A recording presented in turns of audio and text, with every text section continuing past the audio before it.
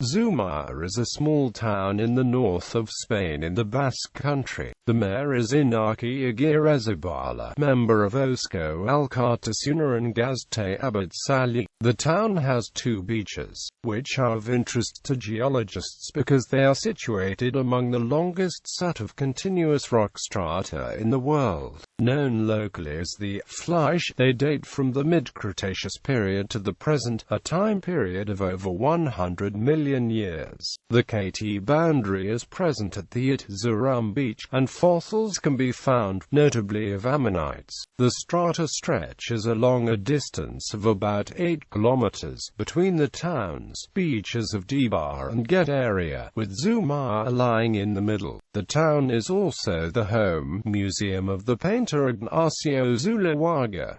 Exhibits include works by El Greco, Rivera, Zurbarán and Goya. Across the street there is a museum of craft and handcrafted products of Lair. Within the city centre, the Basque-style Gothic church of San Pedro can be found. It has a temple with a magnificent reredos by Wanderarcieta, the only work by this Basque sculptor found in Gipuzkoa. Zumaia is located at the point where the Urala and Naronde rivers come together. The origins of the town can be traced by its ancient monastery. In the Middle Ages, the people who lived in the Sefats Valley, having to endure the continuous attacks of pirates and pillagers, fortified the city. The church today retains the relic of its defensive appearance. Toponym. According to the toponym of Zumaia, the theory that the name comes from Zuma or Zumi, a Basque word used to designate the wicca plant that apparently was plentiful in the zone, is highly defended. And with regards to Villagrana, there is a theory that states the possibility to be related with grana, meaning seeding, that were produced by the abundant groves of evergreen oaks in that period.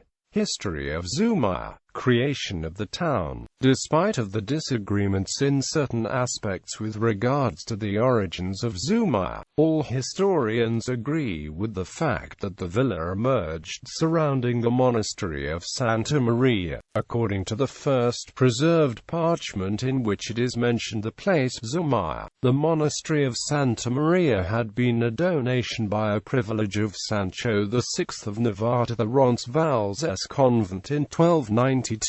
In spite of the different conclusions about the emplacement of the monastery, the monks of the monastery of Santa Maria, the direct witnesses of the birth of this villa, after the inhabitants dispersed by the valley of Sefats decided to put an end to the continuous assaults of piracy and plunder and raise a villa, walled and strengthened from where they could defend in group against the enemy. Due to its extent, its strategic location and its direct contact with the sea, the chosen place was Zumaia. Nevertheless, the villa was not constituted juridically until 1347, when Alfonso XI of Castile provided the municipal charter to its citizens of Villagrana de Zumaia's villa, to which was granted the jurisdiction of San Sebastian. In the 16th century, Zumaia was relied on 136 houses, 70 of them distributed among 6 streets that existed inside the wall, and the remaining ones dispersed by 3 neighborhoods that were staying out of the wall. In total there were 108 the neighborhood surnames, 53 of them with the qualification of nobility. Nowadays there is no evidence of the fortification that only was interrupted at a height of solar houses and towers that could play the same function of defending as the wall. The entrance halls included the principal entrance hall of the villa and the great cross that presided them, were destroyed in the middle of the 18th century in order to clear the surrounding of the town. The only natural door was the one at the bar of the sea, which was apparently the most dangerous for being the most accessible. For the 16th century, the metal of the bells of the parish have been fused countless times. In 1578 the mayor ordered to slap 3 times consecutive in order that citizens, being well informed and coming more assiduous to the meetings of the regiment, which was retired long time ago, Moreover, on the eve of the general meetings that were celebrated in the villa every 18 years, to offer fuel, wood and coal to the secretary of the province, 2 oaks were cut. In one of these sessions, precisely on December 27, 1620, the same day in which Ignatius of Loyola, patron saint of Gipuzkoa, was chosen, a decision was adopted of naming patrona of the villa Immaculate Concepcion of the Virgin Mary. Economic changes and development, with the pass of centuries, has brought logically many changes, not only in the former ordinances municipal written in 1584, but also in the urban development as well as in the customs and way of living of citizens. However, the best keys to notice the development of the villa from its foundation to the present day is the economic predominant activity of every epoch. The majority of the first inhabitants of the villa were devoted to agriculture, though grouping in the same place accelerated the appearance of some professional and industrial activities. By the end of the 14th century, ships were constructed in the river.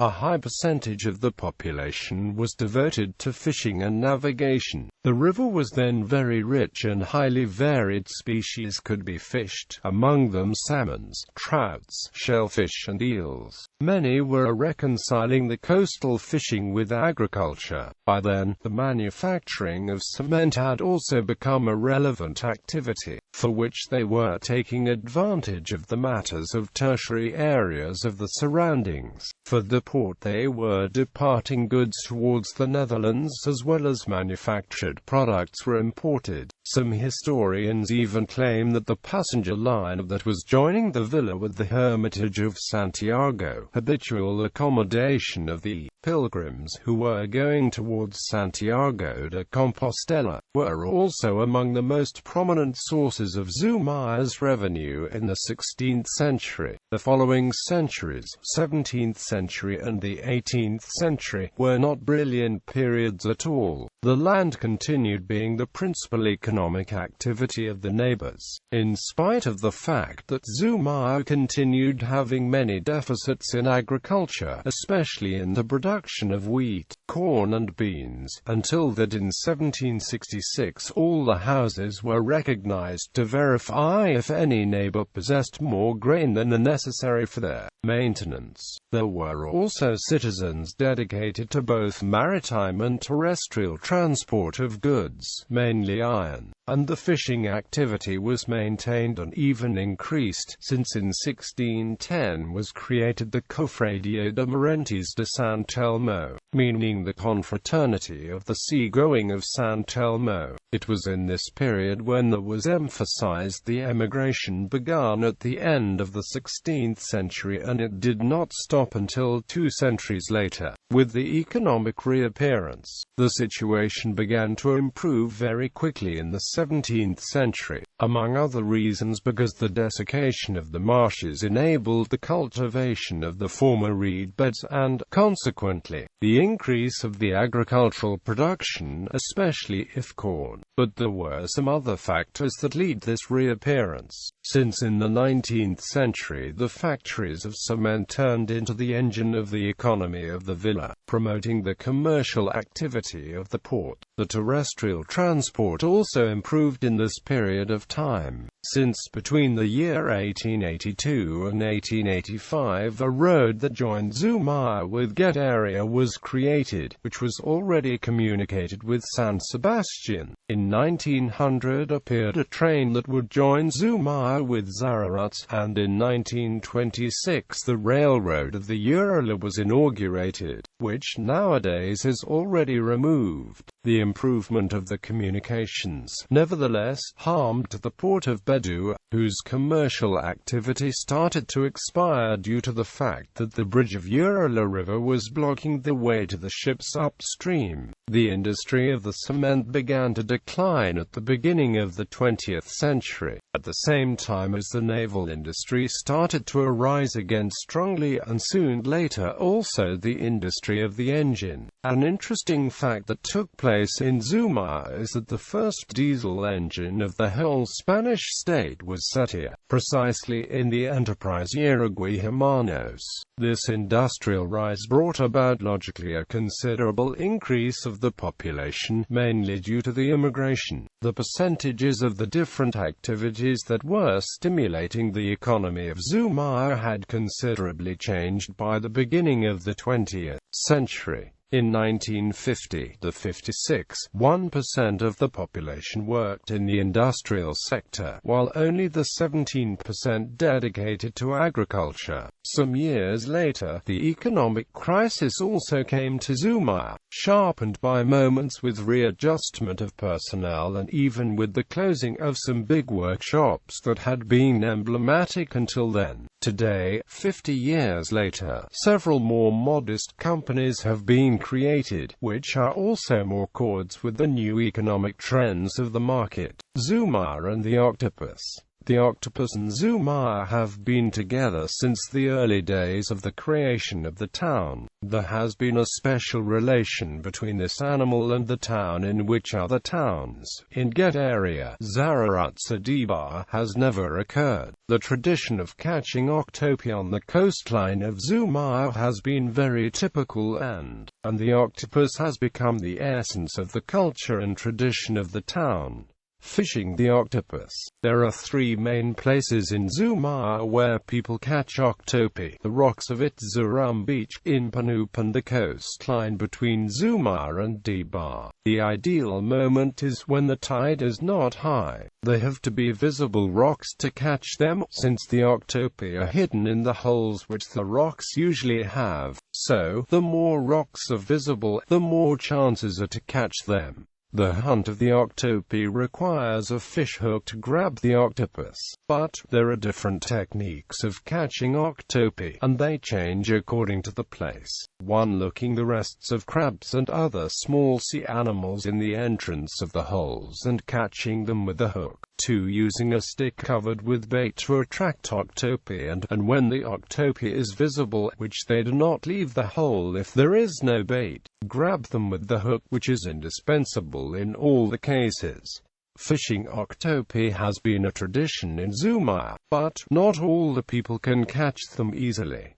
There are some families where the tradition of fishing octopi is very strong. Some individuals had caught 100 octopi in a day. But there were other times when there was much more octopi than nowadays. The pollution, the fishing vessels, and the non-limit octopi fishing years have been very prejudicial to the coastline. Because of this, the government has regulated the amount of octopi that one individual can catch. Every year when there are big tides, a lot of people usually go to the coastline to fish the octopi, and some of them are very experienced. They fish more than 20 octopi on a day. Nowadays, it is illegal to fish more than one per day, but some people still fish a lot of them. The octopus cannot be eaten after it is fished. It has to be treated, but there are different ways to treat it, and the way it is cooked depends on who it is treated after fishing it. The octopus is a strong animal, and if it is eaten immediately after it is fished, it is very hard to eat as it is not tender enough to eat. So, it has to tenderize in the freezer for 1 week or more. But, Zuma and the octopus have been related by many years, and the freezer is a relatively new item. So, how it was preserved or treated after it was fished. If the octopus is fresh, and it is tenderized after a lot of hits, it is cooked with tomatoes, lega with peppers and onion. But, those cooking recipes are very common in other places like Asturias or Galicia, where there are traditions of fishing and cooking octopi. It was and still is common to cook in those ways. But, there is a recipe which it needs dry octopus, that it is exclusively from Zuma. In other towns near Zuma there is not this tradition. Drying the octopus. Drying octopi is not very common in the places where there is a tradition to fish octopi, but in Zumaia it has been very typical to dry the octopi. The process of drying is the next one. After the octopus is dead, the octopus has to be cleaned and only the meat of the octopus is preserved. 2. The octopus is put in a plastic bucket and it is kept there for 3 to 5 days. 3. The octopus has to be put up in a stick and leave it for other 7 to 8 days. 4. When the octopus is dry, without any water inside it, it is finished the process. When the octopus is dry, the size of the octopus is reduced 5 times. So, if the octopus is 1 kilogram, after the drying, the octopus will be 200 grams. The drying process is unique and exotic, but the dry octopus smells very strongly. Some people, mostly foreigners, cannot smell it, but for the people of Zumaia, this process of drying is part of the tradition of older generations, and people is still proud of it, so people keep drying it. Image gallery.